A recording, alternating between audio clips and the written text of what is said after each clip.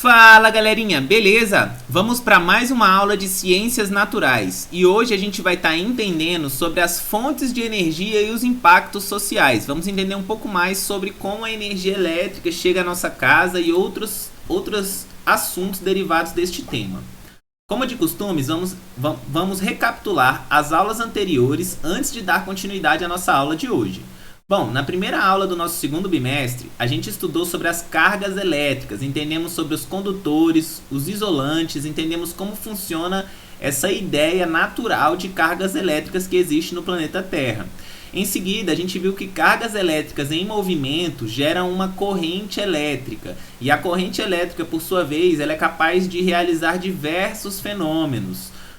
Bom, a gente estudou na terceira aula que nas instalações elétricas que nos cercam, é necessário diversos cuidados. A eletricidade é extremamente letal se mal conduzida, então é muito importante seguir determinados cuidados nas instalações elétricas para evitar possíveis acidentes e até fatalidades. Na quarta aula, a gente viu como que é feito o consumo de energia elétrica, como que é calculado o consumo de energia elétrica a partir da potência de cada aparelho elétrico que nós utilizamos em nossa casa. A gente viu que esse consumo ele é marcado e registrado pelas empresas que fornecem energia e dessa maneira a gente paga todos os meses uma conta de energia elétrica referente àquilo que nós utilizamos naquele período, naquele mês. Na aula passada, na quinta aula, a gente entendeu sobre o magnetismo. A gente viu que a eletricidade e o magnetismo estão completamente ligados, formados pela força eletromagnética. É uma manifestação natural que existe aqui no planeta Terra, é uma manifestação da natureza e toda corrente elétrica é capaz de gerar um campo elétrico, assim como todo campo elétrico variando é capaz de gerar uma corrente elétrica. Então, o campo elétrico e o campo magnético, eles são vamos dizer assim, complementares, né? Onde há corrente elétrica, há também campo magnético. Onde há variação no campo magnético, há também corrente elétrica. E hoje a gente vai estar entendendo na nossa sexta aula do segundo bimestre sobre as fontes de energia e os impactos socioambientais. Essa aula vai ser dividida em 2 semanas. A gente vai começar agora e na semana que vem a gente termina, pois são muitas formas de fontes de energia que nós precisamos estudar e entender. Para começar, é uma pergunta. Como a energia elétrica chega até nós? Como você e sua família utilizam energia elétrica? Vocês usam a energia para aquecer a água do chuveiro? Ou para movimentar as pás de um ventilador em um dia quente? Vocês usam equipamentos elétricos como televisores, computadores, smartphones, celulares? Bom, vimos anteriormente que a energia elétrica se transforma em outros tipos de energia nos aparelhos que nós utilizamos. Por exemplo, um ferro de passar roupa ou um chuveiro produz calor, transforma energia elétrica em energia térmica, em calor. Por exemplo, as lâmpadas, elas geram luz, os televisores geram luz e som, né? Os rádios geram som a partir da energia elétrica. Então a gente viu também que a energia elétrica pode ser transformada em movimento, como por exemplo numa máquina de lavar roupas, ou então no próprio ventilador. A energia elétrica se transforma ali em um movimento. A gente viu que a energia sempre se transforma, ela não se perde, ela não some. Uma energia não pode sumir do meio ambiente do nada, ela sempre vai se transformar em outros tipos de energia. Esta energia elétrica, galera, que chega na nossa casa, ela vem de diferentes tipos de usina, então ela é distribuída para a sociedade por meio das linhas de transmissão. Nessa imagem você pode ver as tais linhas de transmissão. Vocês já devem ter visto esses grandes postes de metal com vários fios passando por aí, ao redor da cidade, né? E essas são as linhas de transmissão, responsáveis por levar a energia elétrica produzida em uma usina para as residências, comércios, entre outras atividades aí da sociedade.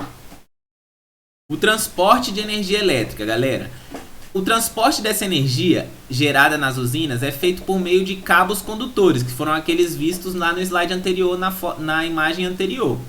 Como estes cabos são muito longos, são cabos que as usinas que geram energia, elas geralmente estão muito afastadas da cidade. Então estes cabos, eles são muito longos e há muita perda de energia nesse transporte, né?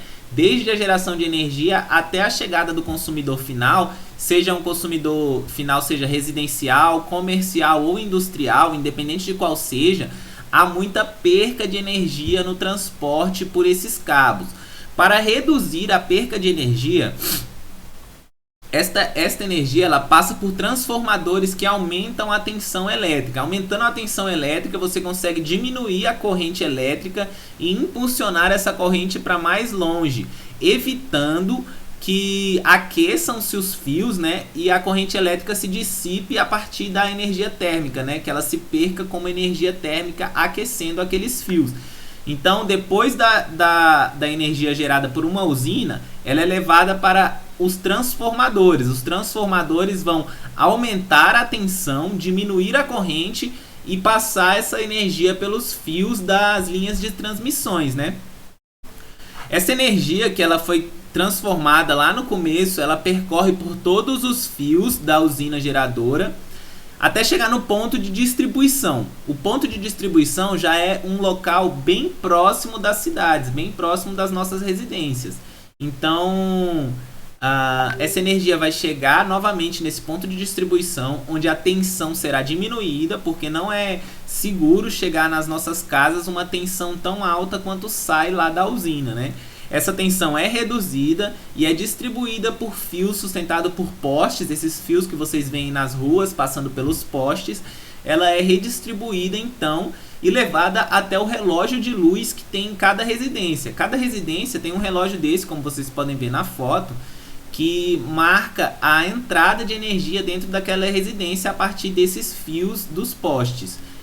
Esse relógio ele irá calcular o consumo de energia de cada residência para depois então ser calculado o gasto e o valor a ser pago por essa energia, beleza, pessoal? Então, ó, a energia é produzida na usina, ela então é transformada, aumenta-se a tensão dela, ela é transferida e transportada por meio das linhas de transmissão, dos grandes fios.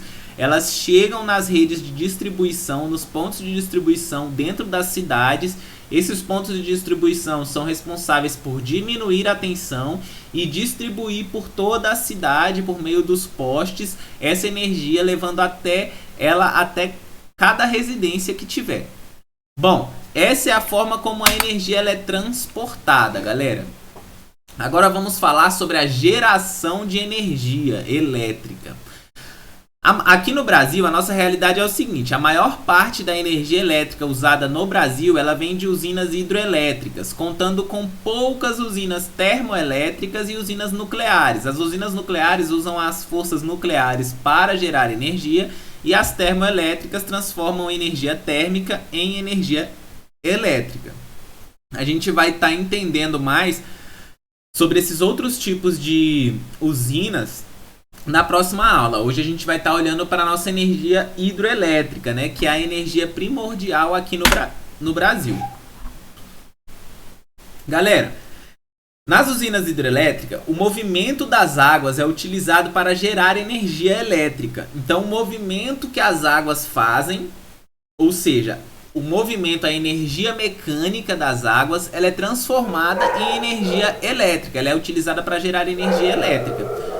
Nessas usinas é construída uma barragem que interrompe o curso de um rio, formando um reservatório de água. Então, em um rio é construída uma barragem que vai barrar o percurso desse rio, de modo que seja criado um reservatório de água, né? Uma grande represa.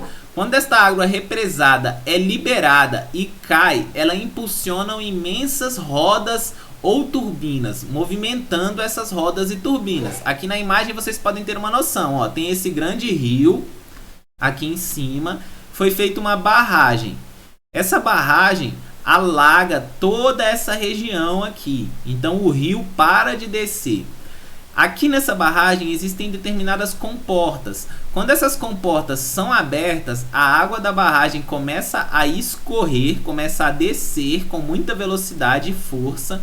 E essa velocidade e força vai girando algumas turbinas que existem aqui no interior dessa barragem. Essa barragem tem diversas turbinas por onde passa a água, a turbina gira.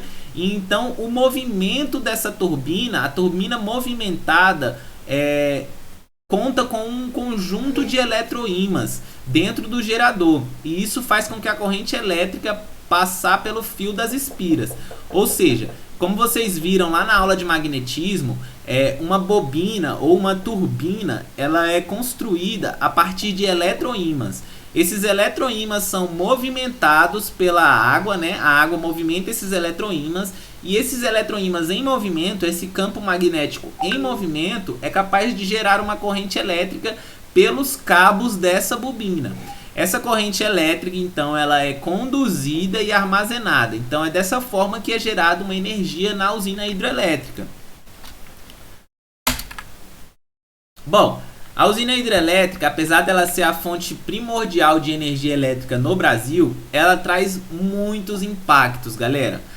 Primeiro impacto é o seguinte: as áreas alagadas, quando é construída uma barragem, alguma área será alagada. Essas áreas alagadas podem ser cidades inteiras ou campos de agricultura e criação de animais. As pessoas que viviam na região inundada têm de deixar suas casas para viver e trabalhar em outro lugar. Com a obra concluída, ainda há o perigo de rompimento dessa barragem, como nós já ouvimos falar algumas barragens aí que romperam no Brasil, né? Então, para começar uma hidrelétrica, é necessário destruir algum ecossistema, algum ambiente, seja uma cidade, um campo de agricultura e criação de animais, onde essas pessoas que ali viviam serão retiradas, terão que deixar as suas casas para então procurar novos lugares para viver e trabalhar. Estas áreas alagadas, pessoal, elas também podem ser constituídas originalmente por campos e florestas. Ao invés de ser cidades e campos de agricultura, podem ser campos e florestas.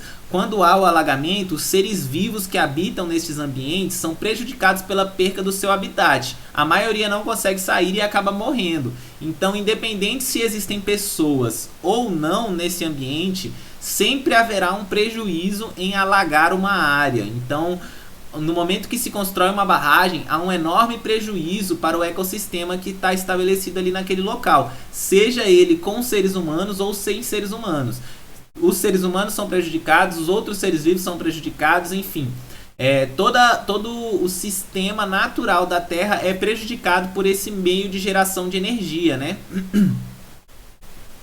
Bom, era isso que eu tinha para tratar com vocês hoje, pessoal. Muito obrigado pela atenção. Até a semana que vem a gente se encontra. Não deixem atrasar as atividades. Lembre-se sempre de fazer as atividades. Fui!